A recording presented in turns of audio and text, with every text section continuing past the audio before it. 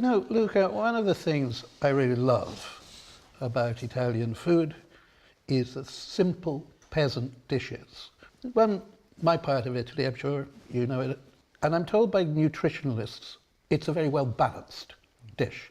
And that's pasta with beans. Oh. Pasta fagioli. Pasta fagioli. And you know, this is a very fantastic dish because it says keep it simple. Easy to make, and the ingredients not expensive. Yeah. And so it nourished centuries of people. Now is the recession time, you know, everybody are worried. And, absolutely. You know, this is not an expensive thing to make. Exactly. And people, they can start to enjoy at home to cook all together. If they can get this beautiful dish, they will forget everything. Did you make it for them? Yeah, it's one of my favorite dishes. Glad to hear it. And yours as well. I love it. We start with extra virgin olive oil. Enough to cover the bottom of the pan. Yeah. Pancetta. Yeah, the rolled one is not smoked, but just the rolled one, very nice, fresh. And it does taste different from bacon. It's cured in a different way. Yeah. Bacon is brined, pancetta is air dried. If you listen, that is the right noise. We like that noise. Yeah, it's beautiful, amazing. And now we get another beautiful ingredient. Yeah, salsiccia. This is from pork again. And they do look different from Irish sausages, don't they? Because you can actually see the fat. Yeah. In an Irish sausage, you can't see the fat. Exactly. Because it's been dyed pink. Just a little golden color. Just a little. Yeah, and the fat is beginning to render. Yeah. And that's what gives the taste. Absolutely. I do remember my granddad, he was a baker in Tuscany. He gave me the first steps, you know, in cooking, and that was the first dish he did teach me. Yeah? Oh, really? Yeah. Even the day after, again, you know, was even better. Always tastes better the next day. Just a room temperature, you know, yeah. Not without reheating or whatever. It was absolutely fantastic with a piece of bread, you know, oh, Tuscan just bread, beautiful. you know? Yeah. The cannellini beans. Cannellini beans. Typical Italian beans. You know, there are two different pasta fagioli. In the north, there are borlotti, yes, the dark the ones ones. with the little spots on them. Yeah, exactly. And in the south center, they were using the cannellini. They're very thin skinned. Yeah. And the difference there is thin-skinned beans are much more gentle on your digestion. Yeah. The thick-skinned beans create all manner of unpleasantnesses. Yeah. These are just as handy to buy in a tin, aren't they? Because you can buy them dried, but then you have to soak them overnight. Yeah, overnight for 12 hours minimum. And then you have to cook them before. Very slowly. Yeah, very slowly. What we used to do, we used to get these terracotta pots that had two handles on the same side, so that you could put them, before you went to bed at night, you put them next to the fire. Yeah, exactly. And the two handles were facing away from the fire.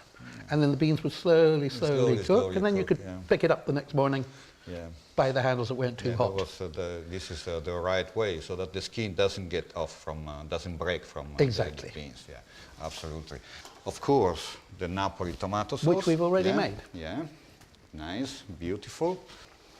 Chicken stock, Very very light, so that we give time to cook to the soup, and we get just a little piece of potato already cooked. And that's to thicken it? Yeah, a little bit of chili, and just light chili, fresh oregano. Oh, beautiful. Yeah, it's one of the most fantastic herbs that I like.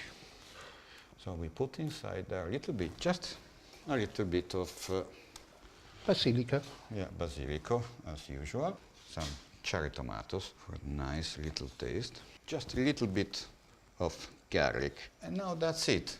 So basically, now I have to cook for another 5-10 minutes, and after that, it's ready. Now, bruschetta with fresh tomato. May I have one tomato in there? You may indeed. Shall I pick you a nice large one?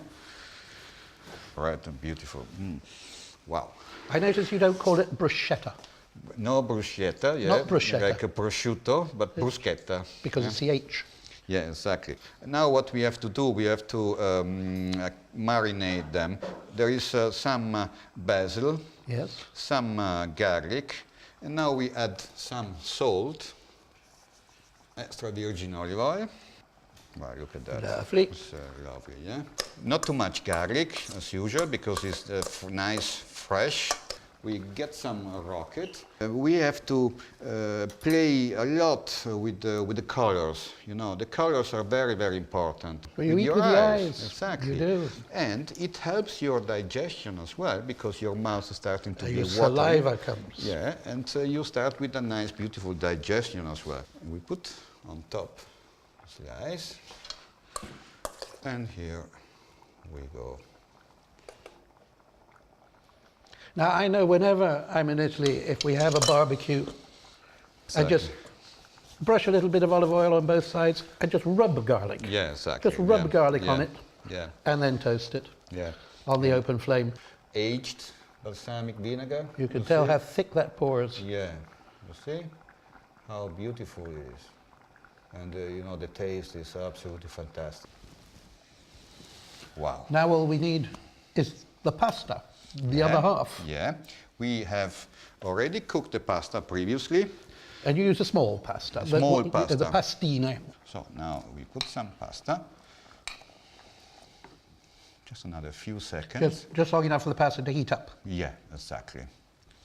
And doesn't have to overcook, because, you know, if pasta is overcooked, it's very heavy for our digestion. We always suggest to eat al dente. Yeah. So, wow. Absolutely fantastic. Simple, healthy, and Mediterranean food is the flavor of Italy, you know. And we never forget our parmesan. It's a lovely oil. Wow. That's for you. Grazie. Let me know. Try it. Buon appetito. Buon appetito a tutti. You know, it's always a pleasure to cook it for you, you know. It's always a pleasure to eat it.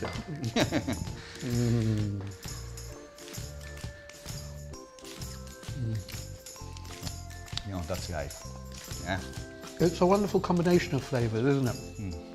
It's delicious.